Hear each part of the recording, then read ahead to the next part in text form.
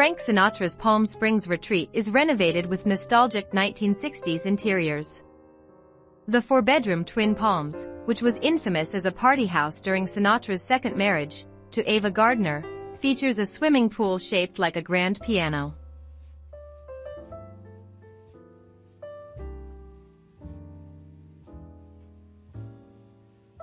Sinatra commissioned the house in 1947 as a refuge for his young family, his first wife, Nancy Barbara, and their two children, Frank Jr. and Nancy. The marriage dissolved several years later, and so did the dream of a cozy retreat intended for wholesome family fun.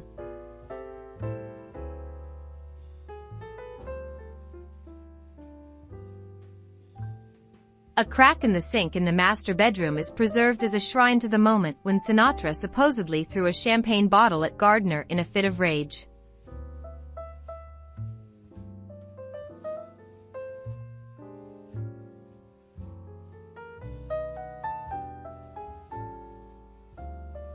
Longtime denizens of Palm Springs recall that Sinatra would hoist a Jack Daniels flag between two soaring palm trees next to the pool as a signal that the house was open and the liquor was flowing.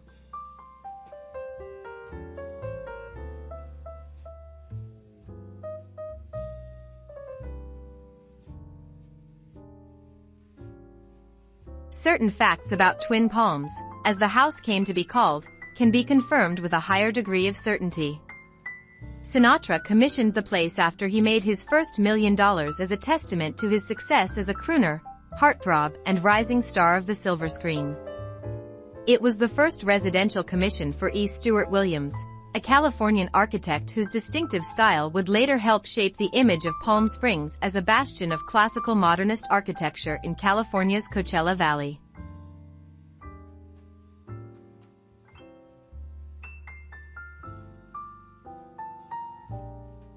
Darren Brown, a New York-based interior decorator who had helped to solidify Palm Springs' cachet among young hipsters with his work at the Parker Hotel, a project he directed while working in the office of Jonathan Adler. Darren's approach isn't dogmatic. He doesn't have one specific look or style that he tries to force on every project.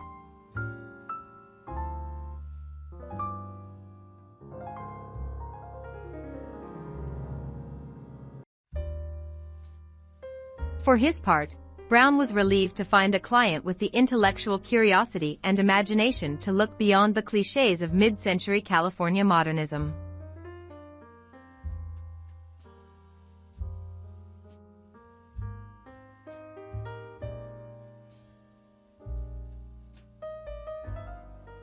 Working in tandem, Brown and Ellenbogen developed an aesthetic for the renovation that has its roots in the fashionable Palm Springs houses of the late 1940s, but moves into the haute bourgeois Beverly Hills-style luxury of the 1960s.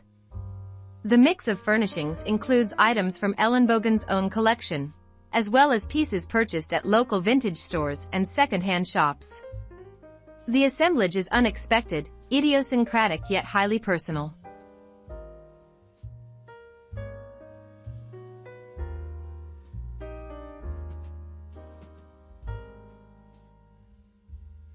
A set of Jacques Adnet chairs surrounds a dining table by Paul Frankel. Temple rubbings from Thailand hang alongside abstract paintings. Chairs by Paul McCobb and T.H. Robs John Gibbings, as well as drapes made from vintage fabrics by Jack Lenner Larson and colorful Italian ceramics from the 1950s, spice up the eclectic decor.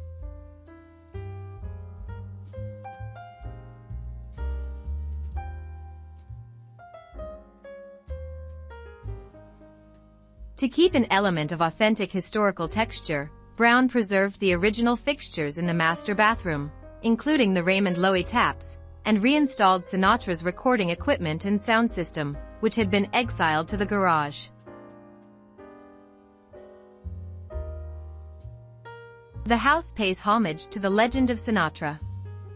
It still feels very masculine and groovy, but it's not a museum, insists Brown. We used lots of great modern furniture, but we also used pieces that have a more natural, crafty, handmade feeling.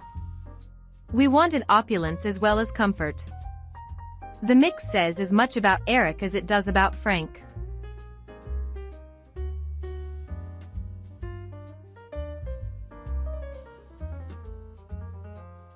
The house also underscores the dramatic disparity between contemporary notions of luxury and leisure and the more modest aspirations of an earlier generation. Sinatra was already a big star when he built this house, but it's a quarter of the size of a typical McMansion today. There was a kind of simplicity and loveliness to that way of life that people seem to have forgotten. The bathroom is just a bathroom, not a bathroom pavilion.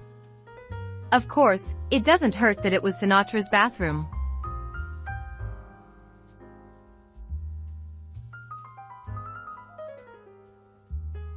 Sinatra's original recording equipment, which Brown salvaged from the garage and reinstalled inside of the home.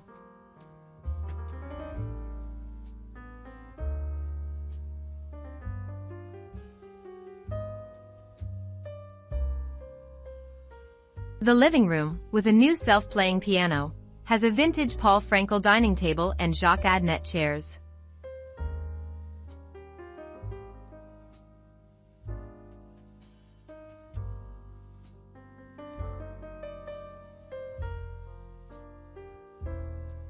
A vintage green glass Marbo lamp, 1960s Danish chairs and Jack Lenner Larsen curtains in the master bedroom.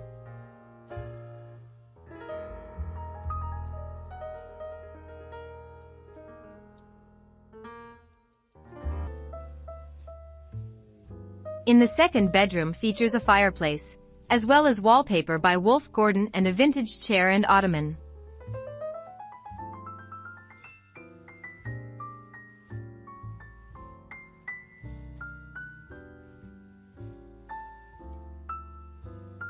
In the master suite bedroom, which inhabits its own wing, features a pair of vintage Marbo lamps and John Widdicombe side tables, and a bench by Paul Laszlo.